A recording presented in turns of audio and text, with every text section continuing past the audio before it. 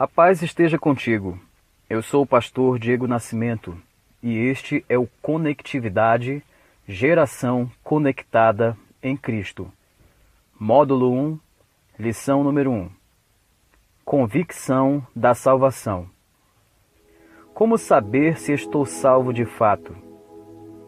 Esta é uma dúvida comum daquele que recebeu ao Senhor Jesus como seu Salvador. O que a Bíblia diz e que pode ajudar a ter a certeza da salvação? O que é preciso para que alguém seja salvo? Primeiro, arrependimento.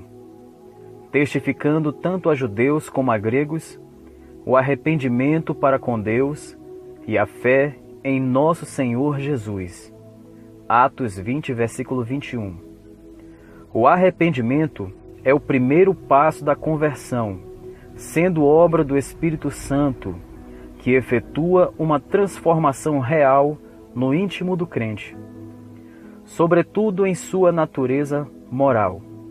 Ora, esse é o princípio da transformação metafísica, que se vai operando à medida que o crente individual vai sendo transformado conforme a imagem de Cristo. Todos os pecadores precisam de arrependimento, porque todos pecaram e destituídos estão da glória de Deus. Romanos 3, 23.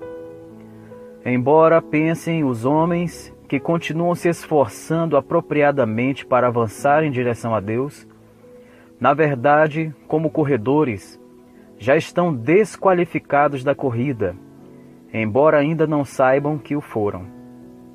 No fato que pecaram, desqualificaram-se a si mesmos e, mediante a prática contínua do pecado, continuam ficando aquém da glória de Deus, de sua aprovação.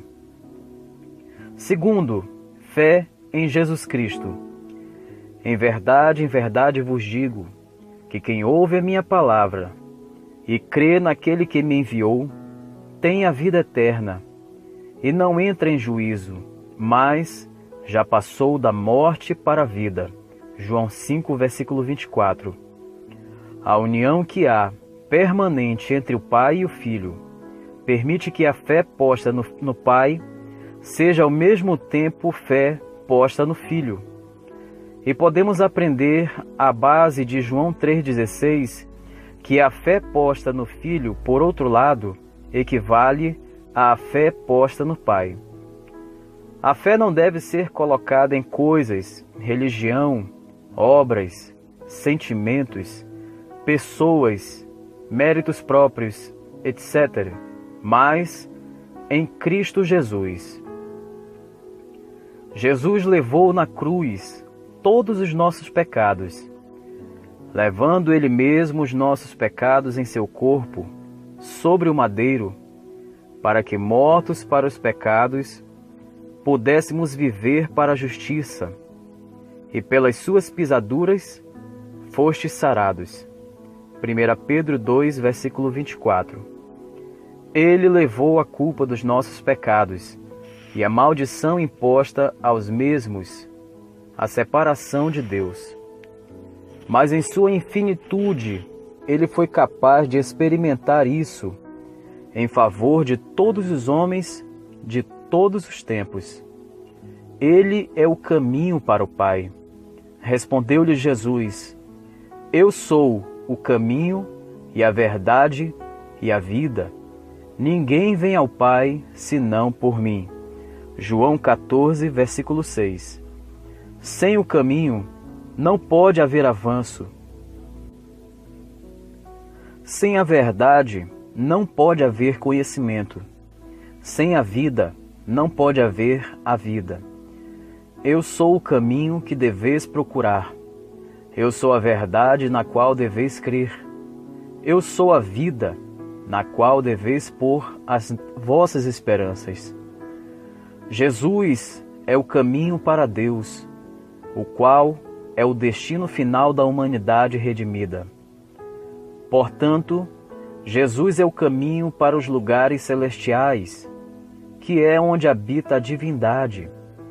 Jesus é o caminho para a transformação espiritual, a fim de que os homens venham a participar da forma da vida divina, a vida necessária e independente do próprio Pai, a plenitude de Deus, isto é, sua natureza e seus atributos. Tais seres chegarão a possuir a plenitude de Cristo. Jesus é o pioneiro desse caminho e mostra aos homens como se devem desenvolver espiritualmente, pois sempre palmilhou pela vereda que os homens devem seguir. Ele é o homem ideal a ser seguido, o homem divino a ser duplicado. Ele é o caminho quanto ao seguinte: o Logos que revela Deus aos homens. Em sua encarnação, ele tem a missão de conduzir os homens ao Pai. Em sua morte, ele torna possível o caminho de volta a Deus. Em sua ascensão, ele soergue os homens até os lugares celestiais. Em sua ressurreição, ele dá aos homens a vida de Deus. Em sua glorificação, os homens são glorificados e assim penetram no mais elevado dos céus.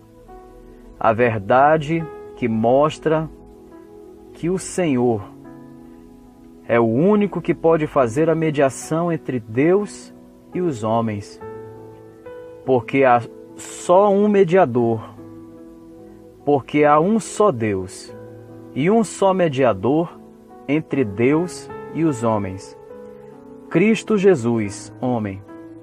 1 Timóteo 2, versículo 5.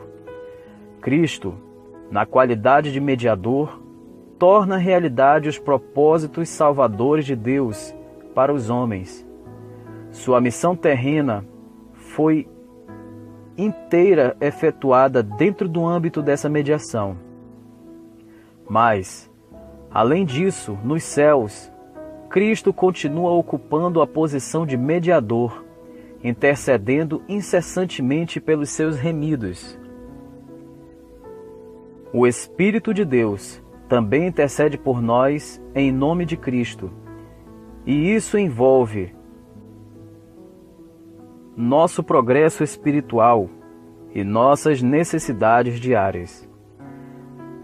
Ele é o único nome com autoridade para salvar, e em nenhum outro há salvação, porque debaixo do céu nenhum outro nome há dado entre os homens em que devamos ser salvos. Atos 4, versículo 12. Jesus Cristo é o Logos eterno, o Criador e o Salvador, mediante a sua missão em seu estado de encarnação.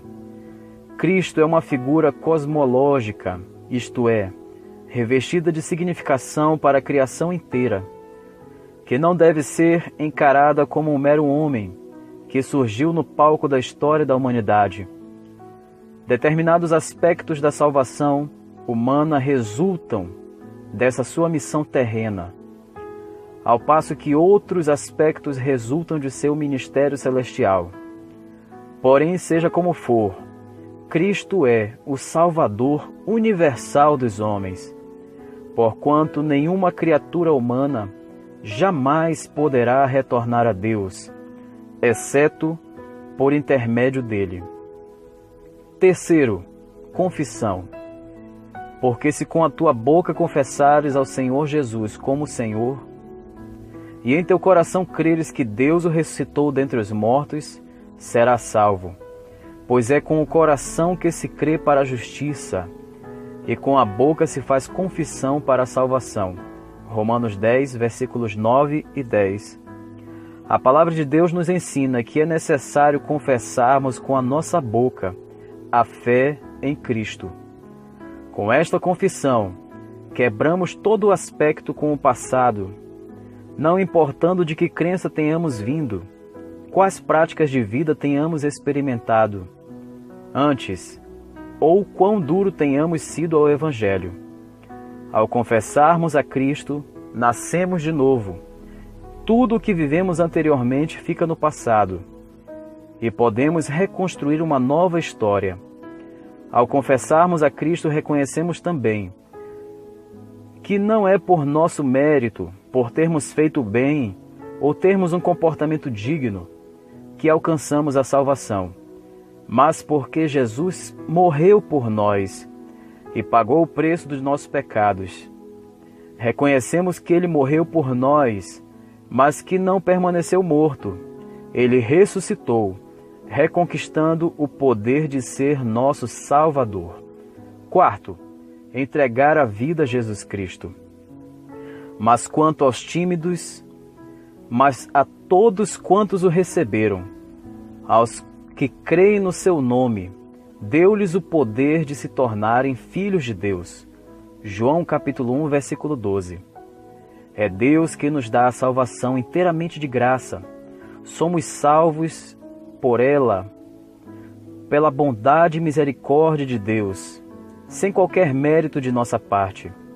Ao reconhecermos que sem Jesus estamos perdidos e nos arrependemos dos nossos pecados pela fé, através de uma oração entregamos totalmente a vida a Jesus Cristo.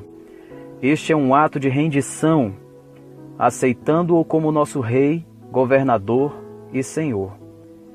É neste momento que selamos com Ele um relacionamento de compromisso. Ele será o nosso Deus e nós seremos o seu povo. Ele será o nosso Senhor e nós o obedeceremos. Não é religião, é relacionamento, vida com Deus. A partir de então, buscaremos nele a orientação a tudo, pois somos dele e tudo o que fizermos deverá ser para a glória dele. Podemos afirmar que temos a vida eterna pelas seguintes razões. O Espírito Santo testifica com o nosso espírito que somos filhos de Deus. Romanos 8,16. Nós somos selados com o Espírito Santo. Efésios 1, versículos 13 e 14. O Espírito Santo nos foi dado. 1 João 4, versículos 13 e 14. Deus não nos salva para vivermos uma vida inativa e infrutífera. Comece desde já a servir. Estude a palavra de Deus. Fale com outras pessoas que você é uma nova criatura em Cristo Jesus. Reúna-se com seus irmãos para adorar a Deus, estudar a Bíblia e viver em comunhão. Deus abençoe você.